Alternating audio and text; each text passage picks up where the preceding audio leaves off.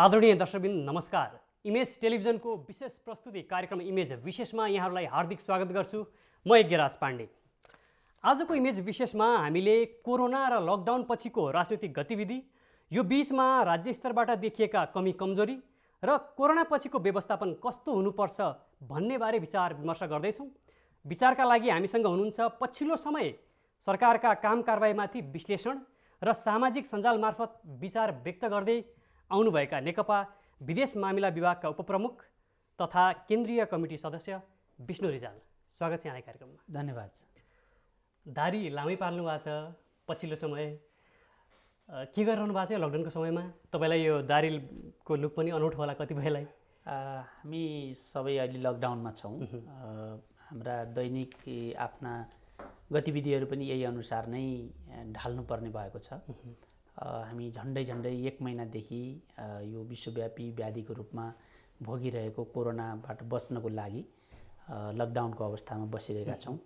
यसमा म पनि घरमै छु। सरकारको यो आदेशलाई अनुसरण गर्दै सामाजिक मर्यादा कायम गर्दै अहिले म घरमा बसिरहेको छु। त्यस क्रममा आफ्नो लेखपढ अध्ययन, यस बिचमा बाँकी रहेका केही लेखपढका अधुरा कामहरू गर्ने काममै मैले दिनहरू बिताएको छु। सायद त्यसैको प्रभावै होला। ठ्याक्कै भन्न मिल्छ के पढिरहनु भएको छ, के अध्ययन गरिरहनु भएको छ? विश्व मैले पछिल्लो चरणमा चीनको कम्युनिस्ट आन्दोलनको बारेमा अलि गहिरो गरी पढ्ने रुचि थियो। आधिकारिक रूपमा चीनले उपलब्ध गराएका दस्तावेजहरू, सरकारी तौरबाट छापिएका विषयवस्तुहरूको बारेमा त थोर बहुत जानकारी थियो। त्यसलाई अलिकति फरक कोणबाट पार्टीको अन्तरसङ्घर्ष, चीनको कम्युनिस्ट आन्दोलनको 70 वर्ष कसरी अगाडि बित्यो भन्ने बारेमा चाहिँ जान्न केही रुचि थियो। खास गरी 1949मा जनवादी क्रान्ति भएपछि माओले जसरी करिब 27 वर्षसम्म चीनको नेतृत्व गर्नुभयो र त्यस यता लगातार कम्युनिस्ट पार्टीले नेतृत्व गरिरहेको छ। त्यसबिचका पार्टीका अन्तर्विरोधहरू कसरी अगाडि बढे, कसरी व्यवस्थापन भए, त्यहाँ यो महान अग्रगामी छलाङदेखि महान सर्वहारा सांस्कृतिक क्रान्ति जस्ता बिचमा असङ्गत विषयहरू कसरी आएर तिनको कसरी समाधान गरियो भन्ने जस्ता विषयहरूलाई अलिकति निजात्मक ढङ्गले लेखिएका केही किताबहरू हेरेँ। त्यसमा एकजना माओको निजी चिकित्सक डाक्टर ली भन्नेले लेख्नु भएको छ, सेक्रेट लाइफ अफ चेयरम्यान माओ। त्यसै गरी माओको अनुवादकको रूपमा काम गर्नुभएका व्यक्तिले पनि एउटा किताब लेख्नु भएको छ, द म्यान अन माओज राइट भन्ने। यो दुईटा किताबहरू मैले भर्खरै सकेँ। त्यसै गरी माओपछि चीनको राजनीतिक नेतृत्व गर्नुहुने देङ साओपिङको छोरी देङ रोङले लेख्नुभएको देङ साओपिङ एन्ड कल्चरल रेभोल्युसन भन्ने किताबलाई मैले दोहोऱ्याएँ। र अहिले मैले चौथो किताबको रूपमा 1972मा जब चीन र अमेरिकाको बिचमा सम्बन्ध सहजीकरण भयो, राष्ट्रपति रिचर्ड निक्सनले अमेरिकाको राष्ट्रपतिले चीनको भ्रमण गर्नुभयो, त्यो विषयलाई लिएर लेखिएको एउटा पुस्तक Nixon and Mao, a week that change the world, मैले त्यो पढिरहेको छु। आफूलाई मैले त्यसैमा केन्द्रित गरिरहेको छु। ठिक छ। यो कम्युनिस्ट राजनीतिसँग सम्बन्धित, कम्युनिस्ट अर्थतन्त्रसँग सम्बन्धित तपाईँले लामो समय लेख्दै पनि आउनुभयो। अस्ति विभिन्न आर्टिकलहरू पनि लेखिरहनु भएको छ पछिल्लो चरणमा। अब म अहिले वर्तमान नेपालको परिवेशबाटै तपाईँका जवाफहरू सुरु गर्छु। आम सर्वसाधारणका प्रश्नहरूबाटै मैले सुरु गरेँ। यो पछिल्लो चरणमा अब यो अहिले केही दिन भनौँ न विगत 1 दिनदेखि यो समाधानको अवस्था पनि पुगिसकेको छ भनेको छ। तर मैले सुरुवात गरेँ, जुन वर्गका नाममा राजनीति गरेर सत्तामा पुगियो त्यही श्रमिक वर्ग महामारीमा दुःख पर्दा आफूलाई सर्वहारा वर्गको पक्षपाती ठान्ने, न त नेता न त त्यही वर्गले स्थापना गरेको सरकारले जनताको दुःख बुझ्न सक्यो भनेर पछिल्लो चरणमा व्यापक आलोचना पनि भयो।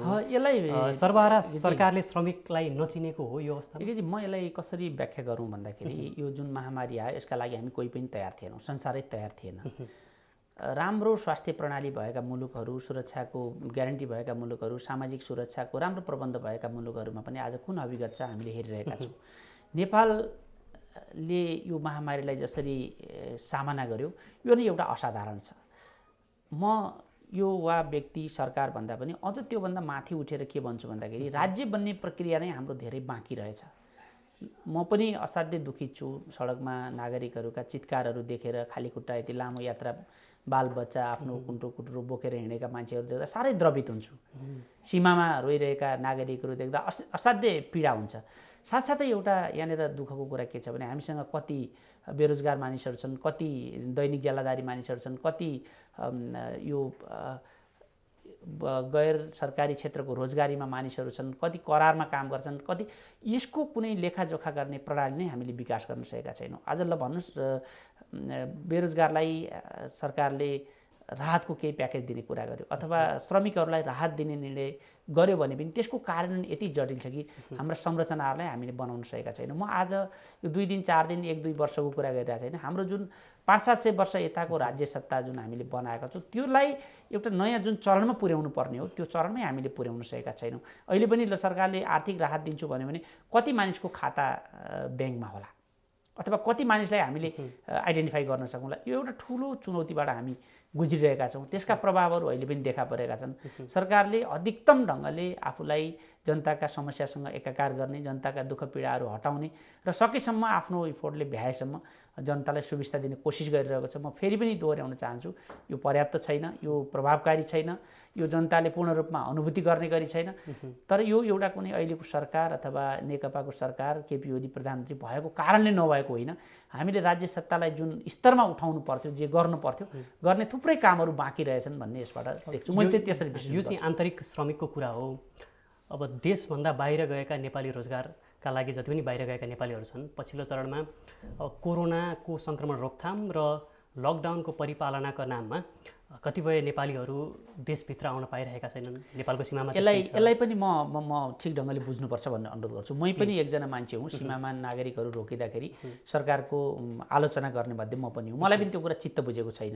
अहिले पनि म फेरि दोहोऱ्याएर भन्छु, प्रधानमन्त्रीले सार्वजनिक गरेको वक्तव्य अनुसार पनि करिब 2100 मानिसहरू सीमाको छेउमा आएर भारतीय सीमा क्षेत्रमा आश्रय लिएर बसिरहेका छन्। ती 2100 मानिसलाई देशभित्र ल्याएर हामीले सेल्टर बनाएर राख्न नसक्ने भने राख्नु पर्थ्यो। यसमा सरकारले राम्रो गरेन भन्ने मेरो आफ्नो व्यक्तिगत धारणा छ। साथसाथै यो पनि म भन्न चाहन्छु, नेपाल जस्तै जुन अधिकतम श्रमिकहरू बाहिर गएका छन् जुन देशका, कुनै पनि देशले आफ्ना नागरिकलाई त्यसरी ल्याएर व्यवस्थापन गर्न सकेको छैन। किनभने यति छिटो यो समस्या आइपर्यो, हामीले त्यसलाई कल्पना नै गरेका छैनौँ। छिमेकी भारतको कुरा तपाईँले हेर्नुभयो भने आज खाडी मुलुकमा जति भारतीय नागरिकहरू छन्, मलेसिया अथवा अरू मुलुकमा जति भारतीय नागरिकहरू छन्, कि भारतीय सबै नागरिकलाई भारतले इभ्याकुएट गरेर ल्याउन सकेको छ त? सकेको छैन। कस्तो मुलुकहरूले सकेका छन् भन्दाखेरि विकसित मुलुकहरू जहाँका नागरिकहरू पर्यटकको रूपमा ठुल्ठुला संस्थामा जागिर गर्ने क्रममा, यस्तो क्रममा विदेश गएका नागरिकहरूलाई आफ्नो देशमा लिएका छन्। जस्तो अमेरिकाको, बेलायतको अथवा चाहिँ जर्मनीको, फिनल्यान्डको, कहीँ पनि उनीहरू चाहिँ हाम्रो जस्तो घरेलु श्रमिकको रूपमा, अध्यक्ष श्रमिकको रूपमा, रेमिटेन्स भित्राउने रूपमा बाहिर जाने होइन। उनीहरू सीमित सङ्ख्यामा एउटा स्तरको जीवन बिताउने गरी जाने। तर हाम्रो जस्तो देशमा, जस्तो भारतबाट मात्रै नागरिक ल्याउँ भन्ने हो भने मोटामोटी आँकडा अनुसार पनि अहिले करिब 40 लाख नेपालीहरू भारतमा छन्। कसरी हाम्रो मन्त्रीहरूले भन्नुभयो, कुन भाषा प्रयोग गर्नुभयो म त्यता जान्न, त्यसलाई मान्छेले मन पराएका छैनन्, उहाँहरूले बुझ्नु होला, आफ्नो ठाउँमा छ। तर सम्भव छ कि छैन भन्दाखेरि अहिले सम्भव छैन। लकडाउनको विश्वव्यापी मान्यता के छ भने जो जहाँ हुनुहुन्छ त्यहीँ बस्नुपर्छ र होस्ट कन्ट्रीले आफ्ना देशका नागरिक सर सबैलाई घाँसपासको प्रबन्ध गर्नुपर्छ, औषधि उपचारको प्रबन्ध गर्नुपर्छ। हामीले यसलाई यही रूपमा बुझ्नुपर्छ। म यसमा थोरै कानुनी पाटो हेरेँ। तपाईँले अघि यहाँ हामी असम्भव अवस्थामा छौँ, विश्वव्यापी रूपमै यो महामारीको कहर विश्वले भोगिरहेको अवस्थामा यसलाई समाधान गर्न अलि असम्भव भएको छ भनेर जुन भन्नुभयो, हजुर, यहीँनिर मैले तपाईँलाई एउटा जोड्छु। पछिल्लो चरणमा कानुनविदहरू के भनिरहेका छन् भन्दा जुन ऐनमा टेकेर हाम्रो 2020मा बनेको सङ्क्रामक रोग ऐनमा टेकेर विशेष व्यवस्था अनुसार यो अहिलेको लकडाउनको व्यवस्था र विपद व्यवस्थापनको व्यवस्था गरिएको छ। तर 2074 सालमै बनेको जोखिम न्यूनीकरण तथा व्यवस्थापन ऐन, जसले चाहिँ केन्द्रीय तहदेखि स्थानीय तहसम्म एउटा टास्क फोर्स बनाउने उसले मजाले त्यहाँ व्यवस्था गरेको छ। र त्यो टास्क फोर्समा चाहिँ केही रकम पनि अब त्यो विपद व्यवस्थापन कोषमा केही रकम पनि जम्मा हुँदै आएको छ। तर त्यो ऐन, त्यो संयन्त्र अझ म तपाईँलाई अझ क्लियर के गरौँ भन्दाखेरि त्यसमा चाहिँ टास्क फोर्स गृहमन्त्रीको अन्डरमा बन्ने भनिएको पनि छ। यो त अहिले अचानक आएको त होइन। तर यहाँ अहिले जुन जसरी अभ्यास भयो, जसरी एउटा टास्क फोर्स बन्यो कोरोना रोकथामका लागि उप प्रधानमन्त्री तथा रक्षा मन्त्रीको उसमा संयोजकत्वमा, त्यसै गरी यो हामीले कता हाम्रा पुराना व्यवस्था हुँदाहुँदै एउटा कानुनी प्रक्रियामा जान नसकेर सरकारको आन्तरिक कुराहरूको बारेमा म धेरै टिप्पणी गर्न सक्ने अवस्थामा छैन। अब अल्टिमेट यसको सबै जिम्मेवारी प्रधानमन्त्रीकोमै जान्छ, प्रधानमन्त्रीले नै गर्ने हो। उहाँलाई के सजिलो लाग्यो के उपयुक्त लाग्यो सायद त्यही बाटो अपनाउनु भयो होला। ऐनमा त्यो प्रबन्ध नभएको भए प्रधानमन्त्रीले त्यसो गर्न पनि सक्नुहुन्थेन।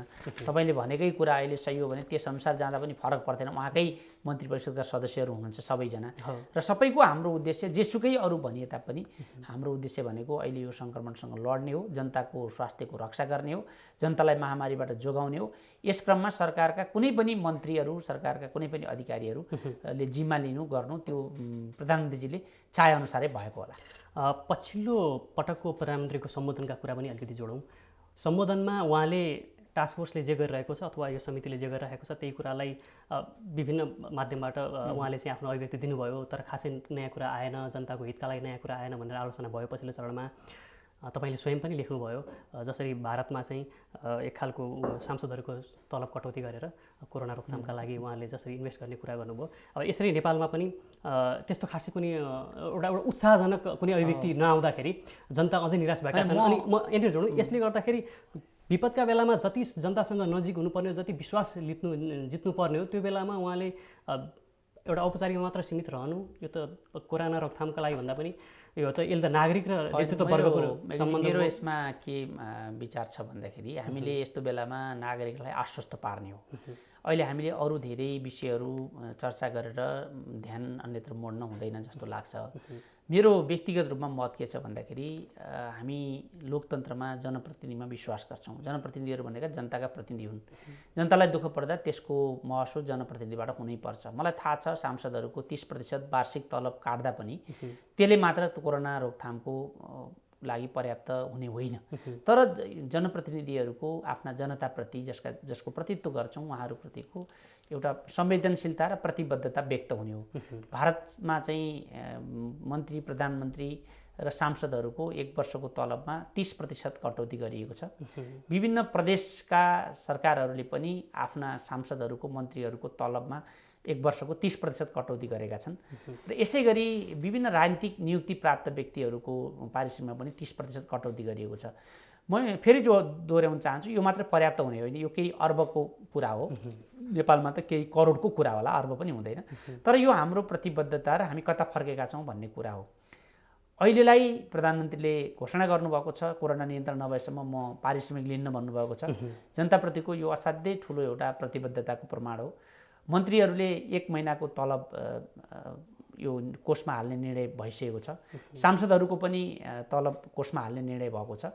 एवं रीतिले यसलाई चाहिँ अझै बढावा दिँदै यसलाई अलिकति अगाडि बढाउँदै अलि 1 वर्षको चाहिँ गर्न पाए हुन्थ्यो केही प्रतिशत, त्यो पनि सबै भन्दिनँ म भन्ने मेरो व्यक्तिगत मत हो। जहाँसम्म प्रधानमन्त्रीको सम्बोधनमा नयाँ कुरा आएन भन्ने कुरा चाहिँ दिनदिनै नयाँ कुरा केही छैन पनि, हामीले त्यस्तो अपेक्षा गर्न पनि हुँदैन।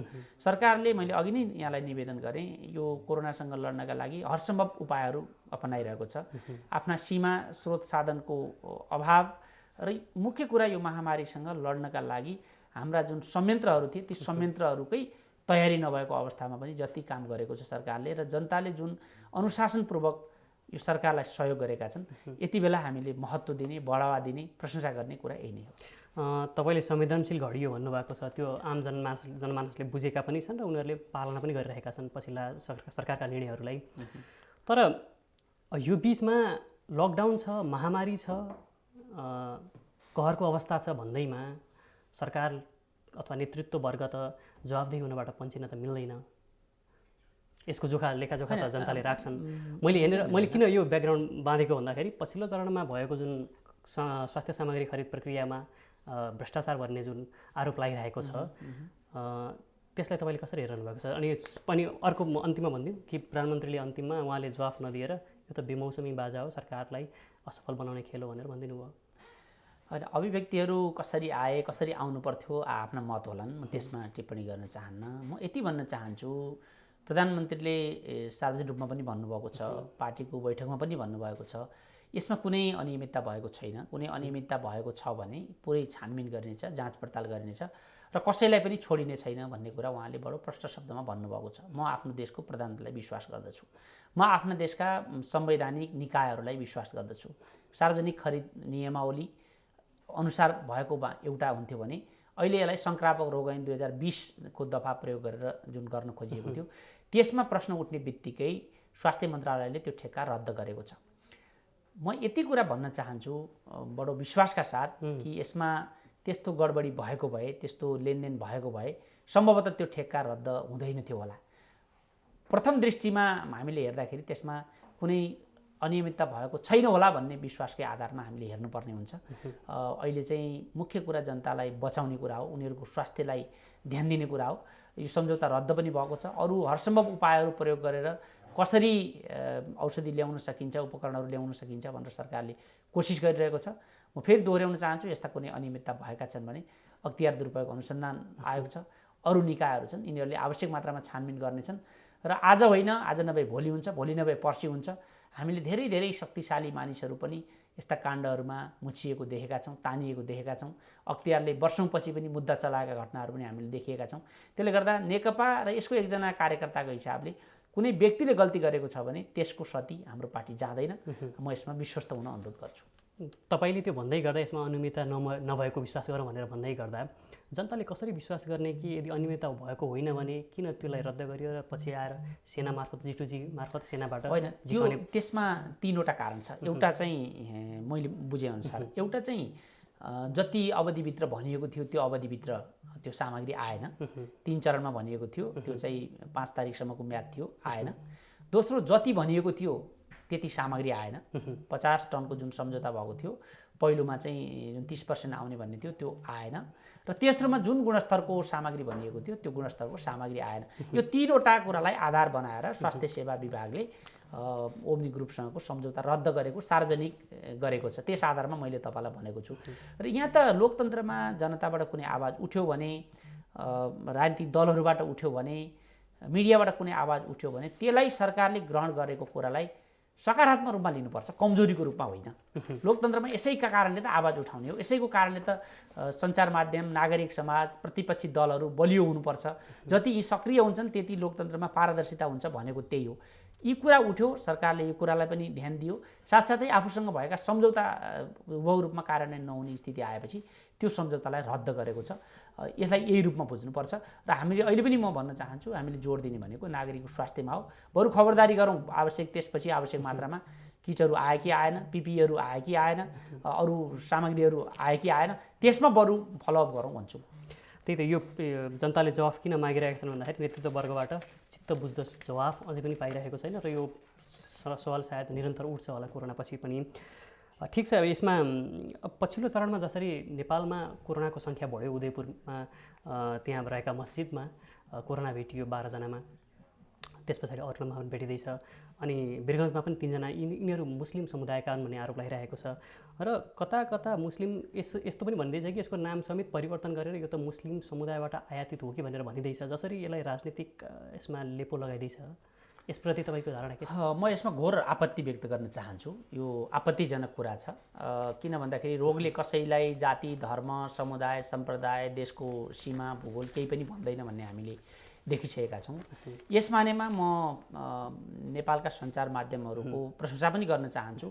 यही कुरा पाएको भए भारतीय सञ्चार माध्यमले नेपालले यसरी कोरोनाका रोगीहरूलाई पठायो, यस्तो गर्यो, भारतलाई ध्वस्त गर्नलाई षड्यन्त्र भयो भनेर सायद हो हल्ला मचाउँथ्यो होला। नेपालका कुनै पनि जिम्मेवार सञ्चार माध्यमहरूले यस्तो गैर जिम्मेवार अभिव्यक्तिहरू दिएका छैनन्। र म यसमा यति मात्र अनुरोध गर्न चाहन्छु, साम्प्रदायिक एकता, सद्भाव भड्काउने, यो सङ्कटको बेलामा त्यसलाई बढावा दिने र धमिलो पानीमा माछा बाँध्ने कोसिस कहीँ कतैबाट पनि नहोस्। एउटा समूहमा एकै ठाउँमा जम्मा भएको हुनाले एकैचोटि त्यतिजना मान्छेहरूमा त्यो रोग देखियो, दुःखद छ। र म अपिल पनि गर्न चाहन्छु, सङ्कटको बेला यदि तपाईँहरू जसलाई मान्नुहुन्छ, जसले येशूलाई मान्नुहुन्छ, जसले भगवानलाई मान्नुहुन्छ, जसले अल्लाहलाई मान्नुहुन्छ, जसले बुद्धलाई मान्नुहुन्छ, तपाईँहरू सबै आफ्ना जनताप्रति, आफ्ना फलोअरप्रति, अनुयायीप्रति माया गर्नुहुन्छ। तपाईँका सबै यस्ता यी मस्जिद, गुम्बा, मन्दिर, यिनीहरू सबै चर्चहरू चाहिँ बन्द गरिदिनुहोस्। र अहिलेको भगवान भनेको साक्षात् स्वास्थ्यकर्मीहरू हुन्। उनीहरूले जे भन्दछन्, सरकारले जे भन्छ त्यसलाई पालना गरौँ, त्यसलाई मानौँ। हामीले यो सङ्क्रमण, यो सङ्कटबाट पार गऱ्यौँ भने हाम्रा राजनीति गर्ने, हाम्रा धार्मिक अधिकारहरूको अभ्यास गर्ने र हाम्रा विभिन्न सभा समारोहहरू गर्ने त्यो छुट त हामीलाई छँदैछ। स्थानीय तहमा राहत वितरण गर्दाखेरि त्यहाँ समान रूपमा भएन, राजनीतिक पार्टीको आस्थाको आधारमा चाहिँ त्यहाँ विभेद गरियो भनेर हिजो मात्र काङ्ग्रेसले आफ्नो निष्कर्ष निकालेको छ बैठक मार्फत। अनि उसले पनि फेरि के आग्रह गरिरहेको छ भन्दाखेरि यसमा एउटा राजनीतिक एउटा बहुदलको राजनीतिक भनौँ न एउटा सबै सम्पूर्ण दलको राजनीतिक एउटा संयन्त्र बनाएर राहत त्यसरी वितरण गर्यो भने बल्ल समान हुन्छ भनेर प्रश्न उठाउँदै गर्दाखेरि यो राजनीतिक संयन्त्र सर्वदलीय राजनीतिक संयन्त्रको आवश्यकता हो कि होइन तपाईँले यसलाई कसरी मलाई लाग्छ यो राहत वितरणमा कुनै पूर्वाग्रह भयो भन्ने कुरामा आधार छैन किनभने नेपालमा कुनै पनि त्यस्तो ठाउँ छैन जहाँ सबै एउटै दलको मात्र हालिमुहाली होस् स्थानीय तहहरू हाम्रा जनताले विभिन्न प्रकारले सन्तुलित बनाएर निर्वाचित गरेका छन् वडादेखि हेर्नुभयो भने तपाईँले वडा नगरपालिका गाउँपालिका प्रदेशसम्मका सबै जनप्रतिनिधिहरू बहुदलीय स्वरूपका नै छन् यस हिसाबले तल कहीँ एकाध ठाउँमा केही घटना भयो विशेष भयो कोही मान्छे व्यक्ति विशेषका कारण भने त्यसलाई अतिरञ्जित गर्नुको साटो त्यहीँ त्यो कुरा समाधान गर्नुपर्छ नम्बर 1 नम्बर 2 हामीसँग अहिले वैधानिक निर्वाचित निकायहरू छन् वैधानिक सरकारहरू छन् 761 वटा सरकारहरूले काम गरिरहेका छन् यसका मातहतमा हजार जनप्रतिनिधिहरूले काम गरिरहेका छन् तिनीहरूलाई सक्रिय बनाऊ तिनीहरूलाई आफ्नो अधिकारप्रति जिम्मेवार पनि बनाऊ र उनीहरू मार्फत नै अहिलेका हाम्रा समस्याहरूको समाधान खोजौँ। तपाईँले त युवा वर्गको पनि नेतृत्व गर्नुहुन्छ र धेरै युवाको आशा केन्द्र पनि हुनुहुन्छ पछिल्लो चरणमा तपाईँले दिएका अभिव्यक्तिहरू धेरैले तपाईँको साथ पनि दिइरहेका छन् पछिल्लो चरणमा जसरी मैले अब एउटा तपाईँबाट उत्तर लिइहालेँ यो जसरी चर्काचर्की भनेर यसरी सामाजिक सञ्जालमा आइरहेको छ पछिल्लो चरणमा तपाईँको पार्टीको नेत्री रामकुमारी झाँक्रीको जुन विवाद छ यसमा चाहिँ दुई मत देखिएका छ अहिले युवै जमातबाट तपाईँहरूको पार्टीको उहाँले भनेको जसरी चाहिँ कटौती गर्नुपर्छ जति बढी खर्च भइरहेको छ प्रधानमन्त्री कार्यालयमा उहाँहरूका चाहिँ माताहतमा जति खर्च भइरहेको छ त्यो कटौती गर्नुपर्छ भनेर भनिरहँदा तपाईँ आफूले चाहिँ यसलाई कसरी हेर्नुभएको छ यो घटनाक्रमलाई? हामीले यो सङ्कटलाई एउटा अवसरको रूपमा उपयोग गर्नुपर्छ। हाम्रा जति पनि सरकारी संस्थाहरू निकायहरू छन् तिनीहरूलाई कसरी छिटो छरितो बनाउने आज हामीले जुन ढङ्गको प्रशासनिक खर्च बढेको देखिरहेका छौँ हामीले 761 वटा सरकारको अभ्यास गर्दा जुन हाम्रो ट्याक्स पेयरको अधिकांश पैसा तलब भत्तामा जाने विडम्बनापूर्ण स्थिति छ यो सम्पूर्ण कुरालाई नै हामीले समग्रमा हेर्नुपर्छ जस्तो लाग्छ। जस्तो उदाहरणका लागि जति हामीले लगातार कर्मचारीहरूको सङ्ख्या बढाइरहेका छौँ जति अरू खर्च हुने सरकारी निकायहरूको सङ्ख्या हामीले थपिरहेका छौँ के साँच्चै यो सङ्घीयतामा गइसकेपछि यो आवश्यक हो त? यति नै आवश्यक हो? हामीले जुन संवैधानिक निकायहरू एकपछि अर्को थपिरहेका छौँ कानुनी रूपमा गठन आदेश ल्याएर विभिन्न निकायहरू गठन गरिरहेका छौँ समग्र रूपमा खर्च कटौतीका लागि हामीले के गर्नुपर्छ भन्ने विषयमा नै हामीले छलफल गर्नुपर्छ। कुनै एकजना राष्ट्रपति प्रधानमन्त्री मन्त्री वा कसैको व्यक्तिगत ढङ्गले म टिका टिप्पणी गर्न चाहन्न समग्र रूपमै खर्च कटौतीका लागि हामीले गर्न पर्ने कोसिसहरू चाहिँ गर्नका लागि पनि यो उपयुक्त मौका हो। साना साना खर्चहरू कटौती गर्दा पनि हामीले ठुलो रकम बचत गर्न सक्छौँ। हाम्रोमा कस्तो छ भन्दाखेरि एकातिर हामी धेरै अगाडि बढेर सङ्घीयताको कार्यान्वयनको चरणमा छौँ स्थानीय तहसम्मको सरकारको अवधारणामा छौँ अर्कोतर्फ माथि केन्द्रको सरकारमा हिजो जति पनि निकायहरू थिए ती प्रायः सबै निकायहरूलाई हामीले एजिटिज राखिरहेका छौँ। अब तिनको औचित्यको बारेमा हामीले दोहोरे तेह्रे अध्ययन गर्नुपर्छ र त्यसमा एउटा निष्कर्षमा पुग्नुपर्छ। ठिक छ अब हामीसँग समय पनि सकिँदैछ म तपाईँसँग सोध्नुपर्ने कुराहरू धेरै छन्। यही बिचमा तपाईँले भन्दै गर्दाखेरि यो कटौती गर्नुपर्छ भन्ने विषयमा सुरक्षाको फ्रन्टलाइनमा खटिने प्रहरीहरूको तलब कटौती गर्नुपर्छ पर्दैन? जसरी कटौती गर्न हुँदैन र कटौती गरेको सरकारले रहेनछ मैले पनि त्यसमा बुझेँ। यसमा अलिकति म प्रहरी नेतृत्वको कमजोरी देख्छु। प्रहरी नेतृत्वले 80 सम्मको प्रहरी अधिकारीहरूको तलबको 7 दिनसम्मको तलब कटौती गरेको रहेछ। यो पनि गर्नु आवश्यक छैन। सरकारले त हेरेर स्वास्थ्य कर्मी सर 100% भत्ताको व्यवस्था पनि गरेको छ यसका लागि धन्यवाद छ गर्नै पर्छ। हाम्रो सुरक्षाको लागि अहिले स्वास्थ्य कर्मी र सुरक्षाकर्मीहरू नै फिल्डमा छन्। अहिले हामी बाहिर निस्किँदा पनि अरू त कोही मान्छे भेट्दैनौँ सडकमा।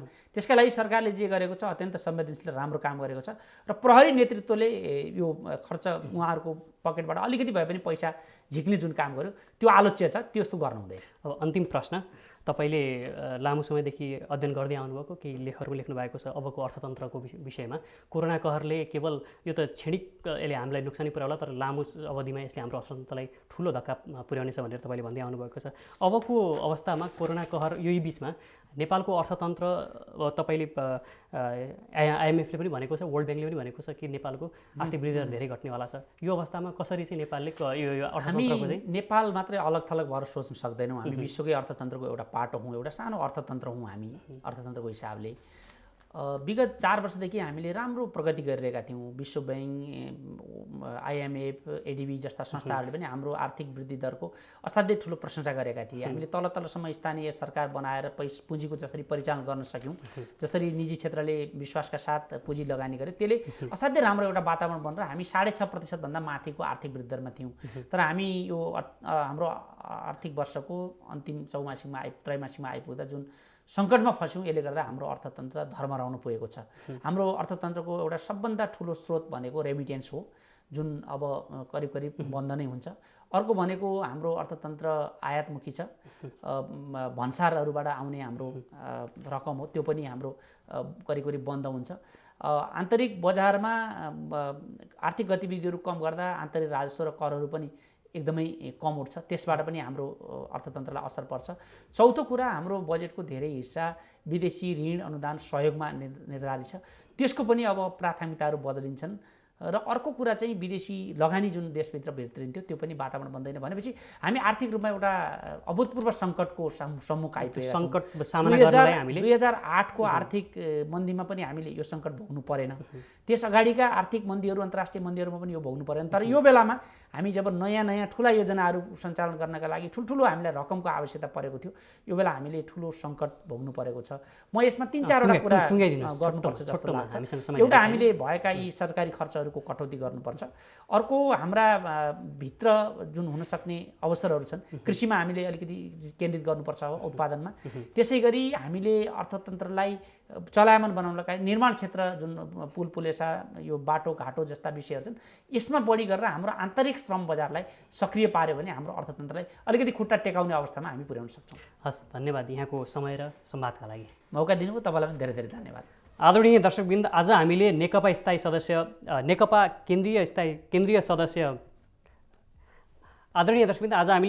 केन्द्रीय सदस्य विष्णु रिजालसँग कोरोना कहरपछिको राजनीतिक घटनाक्रम र अबको बाटो भन्ने विषयमा विचार विमर्श गऱ्यौँ। यो संवेदनशील घडीमा सरकारले नागरिकको विश्वास जित्दै महामारीबाट उन्मुक्ति पाउनुपर्छ र राज्यले भावी दिनको योजना तर्जुमा गर्दै कार्य सञ्चालन गर्नुपर्छ भन्ने विषयमा आजको संवादलाई केन्द्रित गऱ्यौँ। यो सँगै आजको इमेज विशेष यहीँ सकिन्छ। कार्यक्रमबाट हामी सम्पूर्णलाई बिदा दिनुहोस्। नमस्कार।